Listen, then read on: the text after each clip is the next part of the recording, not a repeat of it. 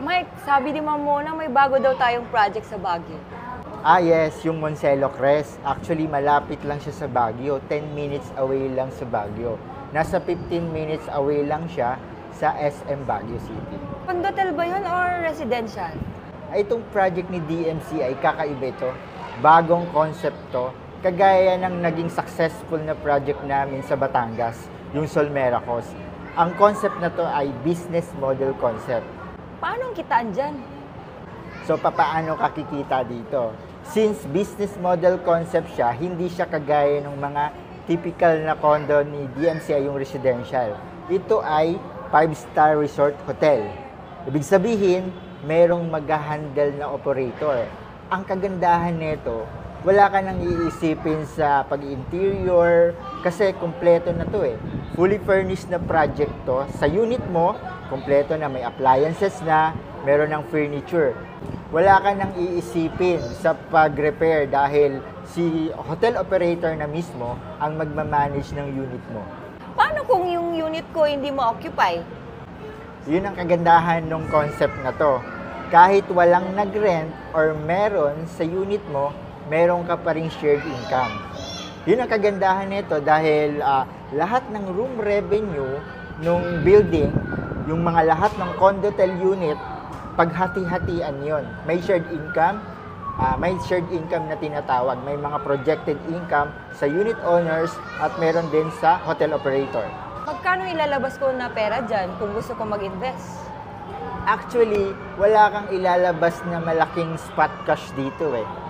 Wala kang ibibigay na malaking down payment. Dahil unang-una, yung down payment natin, unang-una ang kagandahan kay DMC ay flexible payment terms tayo. Ibig sabihin, wala kang ilalabas na daang libo, kundi magre-reserve ka lang ng 20,000, then ang ilalabas mo, yung monthly down payment mo na, which is naka-staggered siya in 53 months. Let's say, yung down payment mo ay 15% down payment.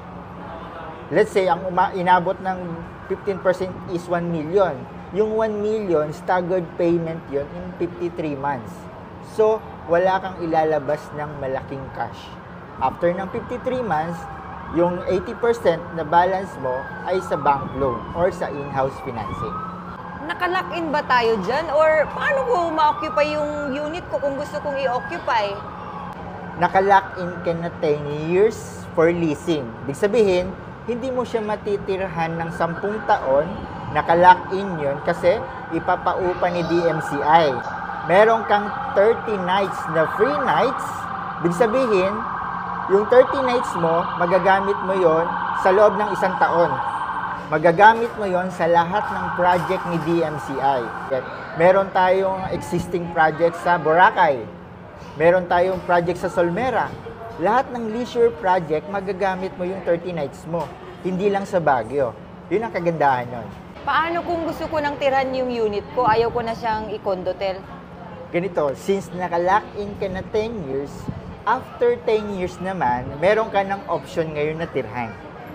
Di ba, sabihin mo, ay, hotel operator, DMCI, ayaw ko na siyang ipasok as condotel. So, ikakat ko na yung contract. So, pwede yon. After 10 years, meron ka ng option ngayon na titirhan mo na siya. Then, kung gusto mo siyang ibalik ulit as condotel, pwede mo siya ulit magpa-another contract ka as condotel. Yun ang kagandahan nitong business na to. Magkano yung TCP natin sa units? Ang TCP natin na starting price natin ng 35 square meter is around 7.7 million.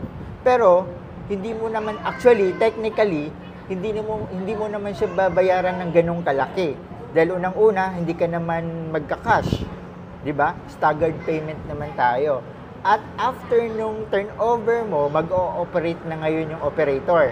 Mag-handle ng project. So, kikita ka na ngayon. So, meron ka ng monthly income na kahit yung kalahati ng monthly mo sa bangko, kaya niya nang i-offset. So, technically, hindi mo siya binayaran ng 7 million. So, hindi mo siya babayaran ng ganong price. Dahil kumikita na yung unit mo. Yun ang kagandahan nito eh. Kasi, hassle-free investment to, lalong-lalo na sa ating mga kababayan na nasa abroad.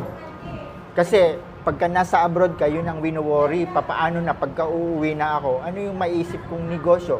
Ito ang magandang business para sa inyo. Itong investment na to, dahil kahit nasa abroad ka, meron kang kita dito sa Pilipinas kasi may nagmamanage sa unit mo. Yung hotel operator, kikita ka na lang monthly. Wala ka ng problema sa pag-interior, sa appliances, sa furniture, meron na. Wala itong monthly dues, ha? Tandaan nyo, wala itong monthly dues. Napakagandang opportunity ito para sa ating mga kababayang OFW na naghahanap ng investment pag-retirement nila, paano na, di ba? So, kailan ba ito ilo-launch? Yun. Malapit na to ilo-launch. This coming na May 8, ilo-launch na yung project. Napakagandang project to, actually. Dahil, tatlong building siya. May 2 building na high-rise at isang mid-rise building. 2 jacuzzi, meron na siyang spa, merong fire pit, yun. Napakagandang project na to dahil unang-una, Baguio to. You will never go wrong sa Baguio talaga. Lahat yung lahat ng tourist destination pagdating sa Pilipinas, anong pinakakilala? Baguio. So, pagdadating sa guaranteed, sa income guaranteed, sigurado po ang investment mo dito. So, sa mga interested nating mga investor o OFW, yan, pagkakataon na natin to, opportunity na natin to mag-invest. So, message nyo po ako agad, mag-set tayo ng Zoom meeting. I-discuss ko sa inyo yung project income nito, kung paano nag-ooperate si hotel operator, kung paano ang sharing of income. Yan, i-discuss natin via Zoom presentation.